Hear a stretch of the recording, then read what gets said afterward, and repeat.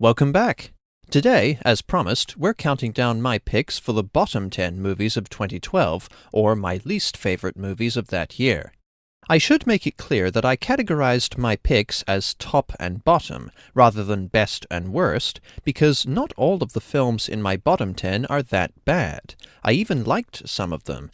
This is just how my list happened to develop while watching more and more movies. I thought I'd mention this to fend off any irate comments about why X good movie is in my bottom 10. Whether a film is good or bad, I'll let you know. We're starting the bottom countdown with number 10, Seven Psychopaths. Sadly, the more I thought about this film, the less I liked it. Sure, Colin Farrell, Woody Harrelson, Christopher Walken, and especially Sam Rockwell play amusing, quirky characters. There are some very clever mini-story tangents peppered throughout the film, and I like how Marty's evolving screenplay mirrors his real experiences and what the film has to say about good quality plotting and characters. But the funny satire and witty metafictional sequences don't excuse how slow, muddled, and unfocused the film's own narrative is. Ruby Sparks was the much better movie about writing to come out that year. Number 9, Iron Sky. I really liked Iron Sky. It's a subversive, very funny black comedy about an America run by Sarah Palin, a chilling thought, being invaded by Nazis from the moon. I should also mention that it actually has pretty excellent special effects. As I explained earlier, the presence of this film in my bottom 10 has no impact on its quality. This is just how my list happens to turn out. Number 8, Bait 3D. Despite the hokey title and its premise of a group of people being trapped in a flooded supermarket with a great white shark, this is quite a decent B-grade horror movie. It's fairly suspenseful, even though none of the important characters are eaten. It has a well-executed twist. The effects, deaths, and 3D are great. It's gory as hell, and the film takes its time to allow us to get to know and care about its characters, who are generic but likable. It's a good movie, but not quite good enough for the top 10 or honorable mentions. Number 7, Total Recall. Though not nearly as good as the Paul Verhoeven original, and it even misses the point at times, the Total Recall remake is still an entertaining, action-packed time, and Kate Beckinsale plays an awesome evil bitch. But there is literally nothing else to say about this movie. Now we reach the movies that I, for the most part, genuinely didn't like, starting with number 6, Prometheus.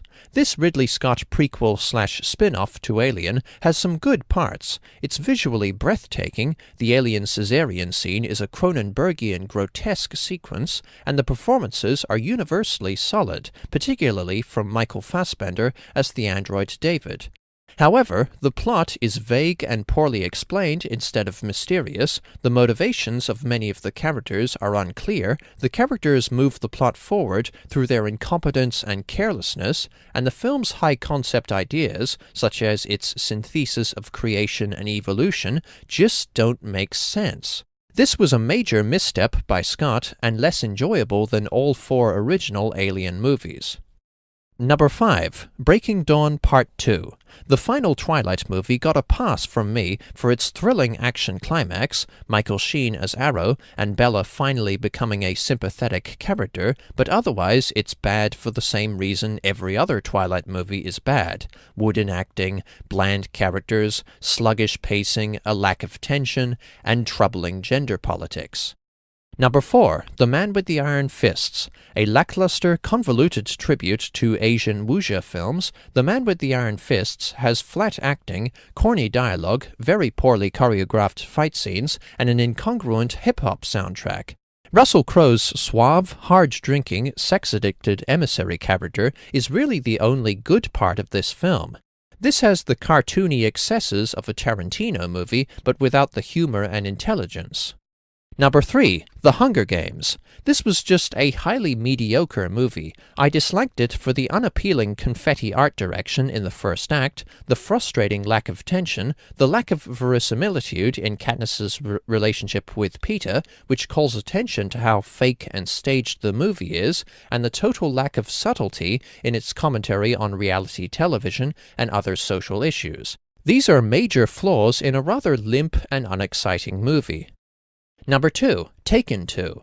A terrible sequel to a fantastic first movie, Taken 2 is a lame, lazy cash grab with a phoned-in plot and awful action scenes. One word: sloppy. My number one pick for worst movie of 2012 is rather like Inception and Argo before it, but on the opposite end of the spectrum.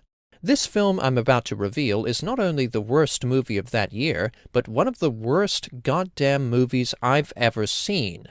Number 1. Branded. This is a pretentious, absurd, atrociously written, horribly acted, mind-numbingly dull, and downright offensive piece of shit. This is an insult to your intelligence and a waste of good Max von Sydow. Fuck this movie.